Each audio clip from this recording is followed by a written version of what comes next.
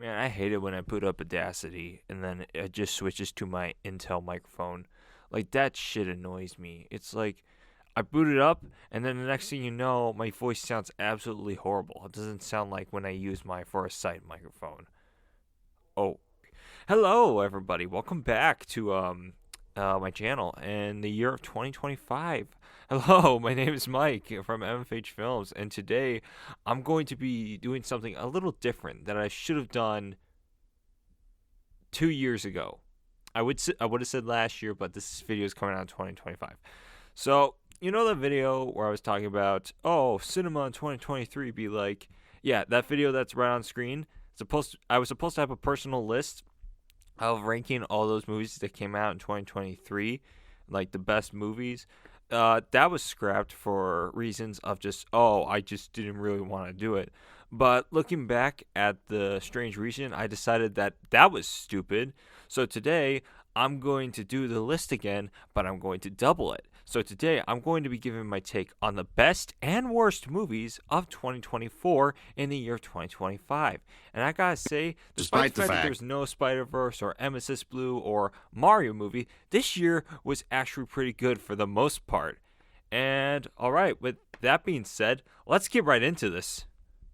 Oh, but of course, we gotta play the intro, so go for it. I am this spy.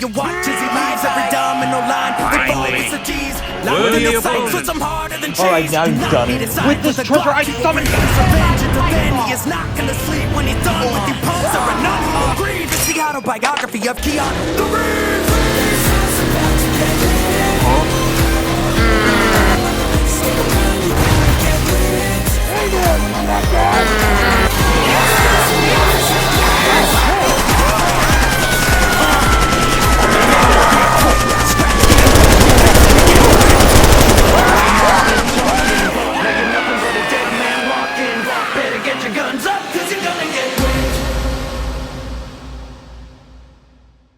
My disappointment is immeasurable. Alright, starting off with the least worst movie of 2024, and that is Kung Fu Panda 4. This really pains me to put this here because I did enjoy the first three movies and still remember getting misty-eyed when I was younger at some scenes and getting a sense of euphoria when the fight scenes would kick in. But this movie was just not great. But don't get me wrong, the animation is great, the voice actors are really giving it their all, but the story just really falls flat. I mean, the antagonist is that I'm too short to be a kung fu master. Come on now. I mean, this is just as stupid as when somehow Palpatine returned. I mean, look at Mantis. This argument has been made several times, but Mantis, he's so small, but he can handle kung fu just fine, which is why the chameleon, I almost thought I was in Guana for a second, having a hissy fit over the fact that she is so short and can't be a master. And don't even get me started on how they made Poe less competent in this film than in the previous entries, and how in this movie no one knows who the Dragon Warrior is after everything he did for China. But I think the worst part is just the fact that the Furious Five were just not included in this film until like the very end, which is just like, what are you trying to pull here? You're trying to save the movie at the last second? I'm sorry, I just can't get over how this film just really downgrades the trilogy that was previously made, and forget what made Kung Fu Panda so special. It's not the worst film on the list though, but it is a massive disappointment to me, and it really bums me out. I mean, DreamWorks hits and miss, I know, but why'd they have to do it with one of their most beloved IPs? And I just feel like we have to wash it out with one of our top 5 movies of 2024. Alright, and for one of the top 5 movies of 2024, I put down Deadpool and Wolverine.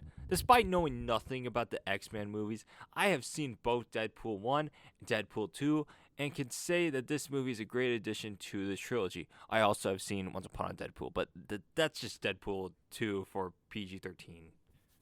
I like how it starts off with the dance pool opening that has been seen all over my memes and all over my feed. And how Wade Wilson is trying to adapt to being a normal person after not being an Avenger and having the I can't get up mentality. It doesn't have the same story beat as 1 or 2, but I feel it doesn't really have to. And I felt that Wolverine was given a good arc between Deadpool and Wolverine. I liked how other characters like Human Torch, Gambit, Blade, and the Deadpools, and of course Peter. You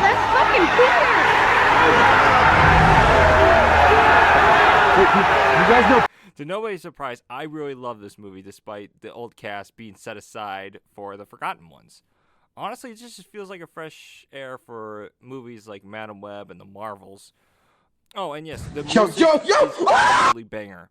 I listen to the choir music of Like a Prayer every time I'm about to stretch to go for a run.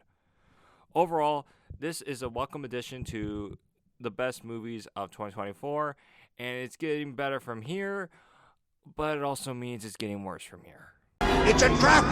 And the fourth worst movie of 2024 is Trap. Trap is the kind of movie you hear about in commercial, but then not really go to see it in theaters. Instead, you would go to pick it up at the library. That is how it is for Trap, because Trap is a mid-movie. Or, should I say, a little worse than mid.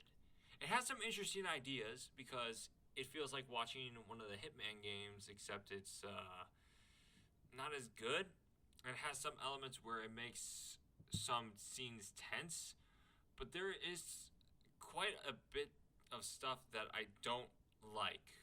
Like, why didn't the police notice the dad push down a child down the stairs? Are you telling me that one man just happens to fall like that? No, he orchestrated it. Or why wasn't there an extra check for the mail that was going with the singer? Like, that was just... That doesn't make any sense. How would you be able to get away in the car and not get checked by any of the authorities? They would have done it regardless.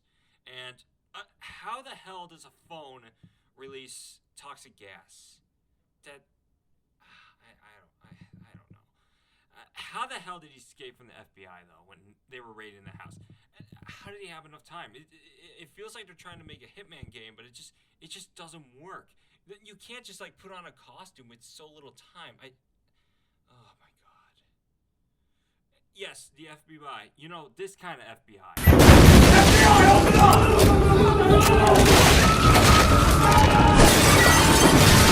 up! Like, to me, I refuse to believe that this guy was able to escape from the FBI by disguising as one. Like, you're not Agent 42. It doesn't take you, like, 2 seconds to just change into a different costume and then blend in. That doesn't work. Maybe I'm just nitpicking, but I feel like this movie just dragged on after the FBI raided. And I didn't like some of the writing. I think I cringed when I heard... Slay! And I was just like, please stop. I just want to enjoy a movie without any stupid, skibbity, Ohio, Giat, slander, dumb... But despite the Hitman element, which I thought was cool until it dragged on with a stupid ending, overall, it's on the list because it's not the worst, but it sure as hell is not that good. Also, something else that I forgot to add, when I got my DVD copy from the library, the audio wouldn't sync up with the video, so I had to watch it when it was like 15 milliseconds, and I don't know about you, but 15 milliseconds does make a difference. So I was just watching it and just watching it not sync up properly. So I had to restart it like 2 times, and I was just like, whatever, I'll watch it. Yeah, like I said, now you lose an extra point for not doing your DVDs correctly. Man, this movie. Let's just move on to something good. You're a colorful bunch. For the 4th best movie of 2024, it goes to Sonic 3. Sonic 3 is a really good movie. No, like, it's really good. I think it is the best out of the 3. I saw this movie when it came out, and it's just a blast to watch. Watching Shadow getting his revenge for what happened to Maria, Sonic losing his cool as the stakes rise, Tail leading an entire mission, and Knuckles being an MVP, Robotnik reuniting with his grandfather, and Dr. Stone being left in the dust. Stone, you were a single friend. I have a lot of praise to give to this movie because the fight scenes between Sonic and Shadow feel much faster than they were in the first 2. In fact, I think in this movie, they almost feel like watching a Sonic Unleashed level because they're just going by so fast and it's just like right behind them. So you're just in. It almost feels like you're in first person, but it's not as disorienting if you were to watch like a mod of playing Sonic Generations in first person. Now, the moments between Gerald and Eiffel has just been hilarious, especially when the catching up scene. The Christmas one is just hilarious. And despite the fact it gets hilarious, there are some scenes in the movie where of course, the stakes rise, but also there are some emotional moments between Shadow and Maria, showing how Shadow wasn't always as menacing as he was later in the film, and it's just really awesome and sweet to see the interaction between Maria and Shadow while you still can. And the epic battle at the end with Super Sonic and Super Shadow as Live and Learn is just guitaring up in the background. It's just awesome. Or the part where they piss on the moon. And of course, the end credits are just great. They set up the next movie so effortlessly and great. And overall, I love this movie. I cannot wait to see where they go with this from here. And if you haven't seen it, please go see it. It is such a good video game movie. It's probably one of the best video game movies that is happening right now. Die, monster! Okay, number 3 for worst movie of 2024, Abigail. I honestly didn't really have any high hopes going into this because as someone who has seen Twilight, I could easily just let my eyelids just drop nice and slow and descend into the darkness called sleep. But this movie isn't as bad as Twilight, but that's not really a hard bar to start with. Basically, this movie tries to play a horror movie, but when Gustavo is a vampire, then it doesn't really faze me. It's kind of funny. Basically, it's a story of what would happen if you kidnapped a girl that is actually a vampire in a desolate place without any trace to get some money. We've got to have money. Basically, the characters are kind of lame. There might be like one character that is memorable. Everyone else is kind of just forgettable and just I don't really like. The story is just whatever. They stay in the house and they try to escape. And I don't really care about who really lived or died except like maybe the mom. But that's basically it. In fact, some of the characters I was like, please cease to exist. Basically, it's what if we took Resident Evil and put a single vampire that has ties to some mafia stuff and is trapped with 6 kidnappers. It is 6, right? Doesn't matter. And it's just everyone dies except the main protagonist. Yeah, this movie sucks. I'm going to go wash it down with something good. The only thing that I think is kind of interesting is that it felt like Resident Evil-esque, but nah, whatever. Let's go on to something that's good. But I'm home alone. And for the third best movie of 2024, Strange Darling. If I were to describe Strange Darling in a single clip, I would say dating a fucking psychopath. Strange Darling is actually a good film in my opinion because of how it tells the story like a Quentin Tarantino film, where the story is told from different chapters that throw off the viewer at the first watch to then appreciate it after watching it more than once. It feels like watching either Reservoir Dogs or Pulp Fiction, which I absolutely love. Okay, but what is it all about? Well, it's a pretty simple story of 2 people hooking up. One of them is a serial killer in the state of Oregon, where there's a lot of forest and mountains, and the film has some great shots that go along with it, with some long-drawn shots that are saturated and use color to convey emotion, while also giving little hints of who is actually the evil person in this movie. Because when I first saw it, it was I won't spoil it, but there is a lot of twists and turns that made me feel stupid upon watching this, and I appreciate it for that because I appreciate it for making me stupid because it threw off my expectations. And yeah, it's a good story. I guess a meta commentary of dating people that are down bad in the early years of 2020 to 2022, and maybe could be extending more down the years as the years go by. So I gotta ask, if you like a story that has sex, drugs, smoking, guns, violence, chase scenes, and plot twist, and some scenes where there's like a breakfast montage, I highly recommend this film. But you know what I wouldn't recommend? I'm the conductor of the poop train! And the second worst movie of 2024 is Borderlands. There is something that I feel that I must say, and that is I have never played a Borderlands game. Despite that, I have no side on whether I hate or like the games.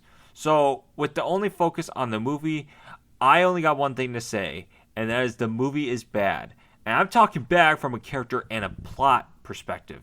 The characters in this movie are just so boring and not funny. I'm assuming that Borderlands is supposed to be comical. Unfortunately, this film isn't. You can't even call this a film. This movie isn't. And the story is its typical adventure story, but there is so many stupid things that happen, from plot to stakes, like quote-unquote stakes.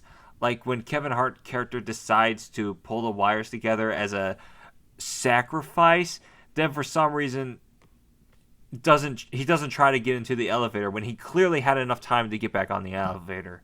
And a stupid unnecessary scene is where I forget her name. It's one of the bad guys that was chasing I guess Tina, is that her name? They were chasing down Tina's team, and then at the last moment she switches to a good guy, only to then die 5 seconds later. Because why? I don't know. She just died, and I guess she had to change a heart or something last minute. I don't know. Then another part was that there was a misunderstanding between the oh my gosh, I forget her name.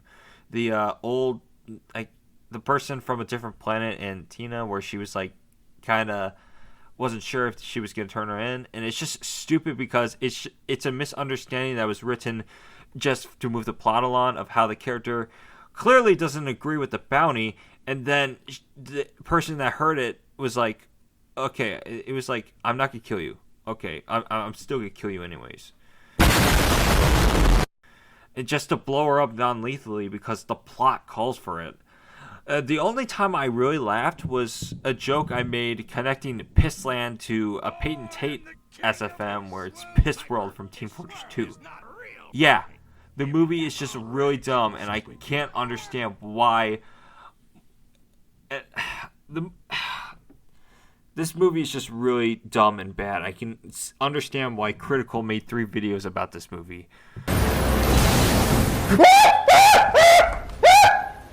No, not now! No, there's the Borderlands. Hey, I got some good news. The Fearless Warrior got it. It wasn't as big as I initially thought, but we fucking got him, baby. You see it? We fucking took him down. That'll teach you. Tell your friends. This is not a safe spot. I hit it with this Charizard Jumbo card. That's how I got it out of midair. This is not a safe spot. Borderlands, baby, no siree. Not in my dojo. But what about a good movie that is wild? Wild enough to clean my throat from this terrible movie. I am a robot. And the second best film of 2024 is The Wild Robot. The Wild Robot is a very, very good movie.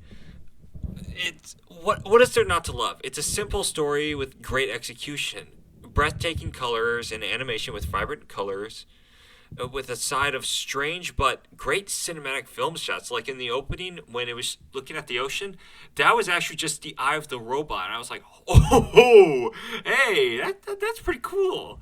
And it has great characters, excellent characteristics, being able to make them likable. And in all honesty, it doesn't even feel like the typical DreamWorks film. It feels like they took Puss in Boots, The Last Wish, but made the story more naturalistic and showing nature being nature with signs of death that are just like not like how do I say this? It's like it shows death like as it is. Like, oh, that's a head of an animal. Like, oh my gosh, this showed a head of like I forget what it was. I think it was like a dead fish or something. Bro, what are you talking about, man? Because it's just the food chain. That's just how it works in the world when it's in the wild, where everything is basically fair game or unfair game, which is very scary. It also shocked me that there were some scenes where I was seeing death where it's just quick and silent, like the tree accident, where that's just used to move the story along. I really love this movie and how it shows Roz becoming more and more deviant. Yeah, I say that because even though I've never played Detroit Become Human, that's what I think of. And how it goes from following protocol to then learning to make their own ways of life to teach Bright Bill. Or with Bright Bill going on a migration journey, and how he takes charge of it and leads the rest. I really love this movie. It stands out against all other DreamWorks films. Not to say that all the others are bad, but this is just peak. Now let me just say, despite this being number 2, that doesn't mean it couldn't be number 1. But I saved that spot for something else. But before we get good, we gotta go bad. We gotta go really bad with this. Oh my god.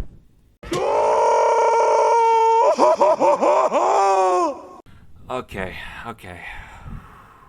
And for the number 1 worst movie of 2024, Madame Web. Oh god.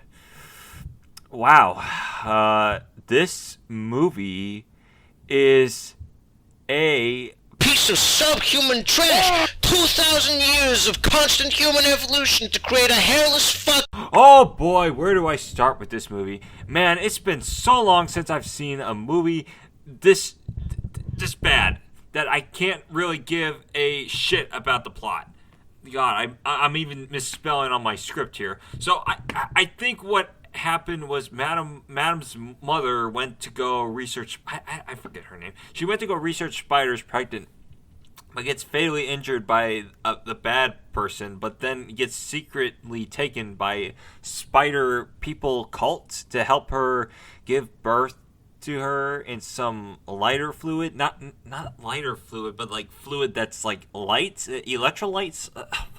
Then a few years later, she becomes a paramedic with a half-baked social skills, and then meets some teenagers that are stupid, and then Madame gets the power to see the future, or something that lets her dumb kids stay at Uncle Ben's house with a pregnant Aunt May, and then goes across the world to get answers, to get some help. The kids are in danger, sets a trap. A knockoff Spider-Man gets recalled to the Shadow Dimension. Madame Web becomes blind and crippled, except she can somehow see things in her head, and ends up with teenage girls becoming Spider-Woman. No, but that everybody doesn't happen. It's just the future, except not because that the universe was crashed and burned, because Sony said, fuck this timeline, because Craven and everything else is terrible. I just gave you the entire story of Madame Web, and yes, this movie deserves to be here because it is boring and the biggest Snorocon in history of cinema. Screw this movie. It's a piece of crap in slow motion. It's like trying to hurt my eyeballs with this movie. I was created by collective consciousness of people that agreed that this would be the finest addition to the non-Spider-Man universe. Man, screw this movie.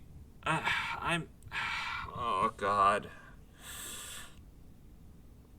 Look, the film, it's shot with good cameras. It has decent filmography. The actors are trying. The music is God. I feel bad for the people that worked on this film. I really do. But the movie's just so bad. It's just so bad. As a film student, this really does break my heart. God.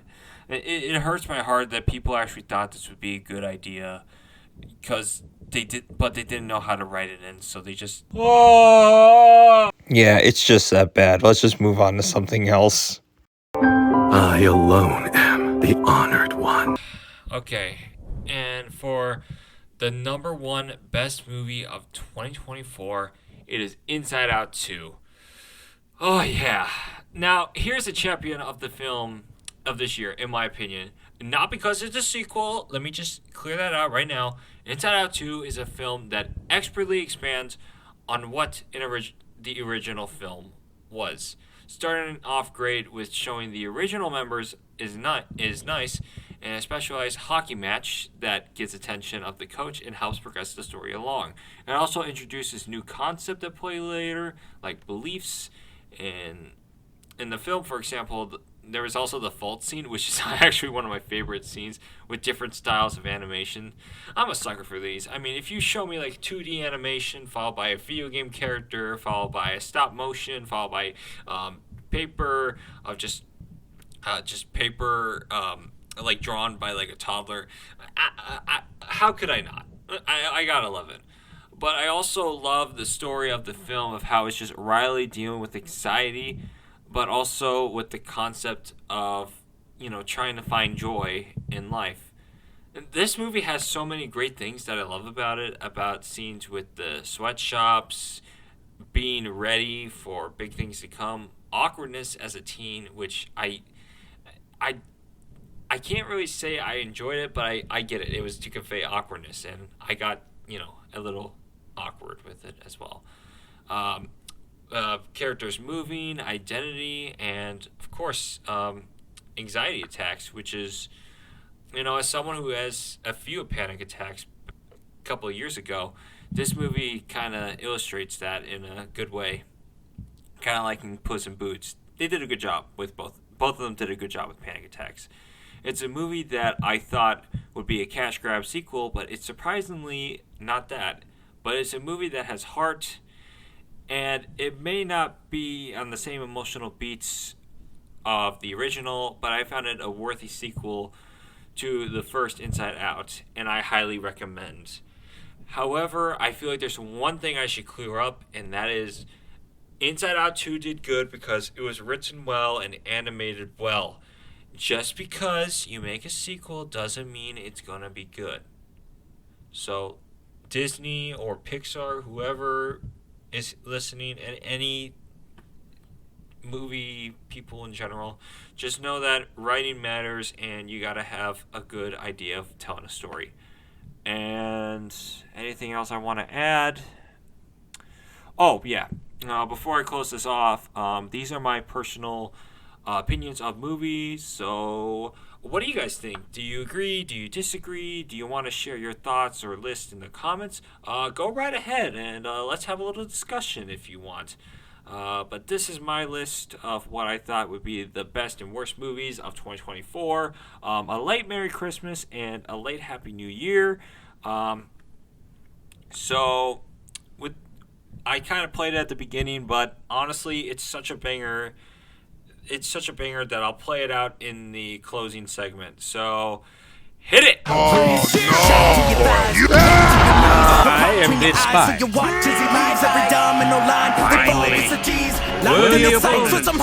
Alright, now you've done it. With this treasure, I summon He is not gonna sleep when he's done with you. Pulse or enough. Grieve is the autobiography of Keanu Reeves.